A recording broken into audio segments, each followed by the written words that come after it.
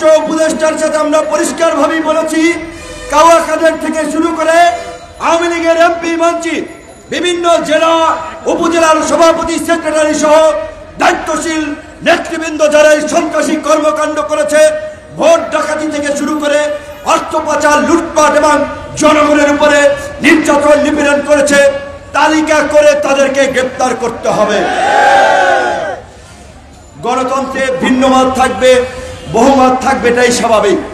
কিন্তু আওয়ামী লীগ নিষিদ্ধ হওয়া মানেই ভিন্ন মত নিষিদ্ধ হওয়া নয়। এই গত নির্বাচনেও ৬২টি রাজনৈতিক দল নির্বাচন প্রত্যাখ্যান করেছে।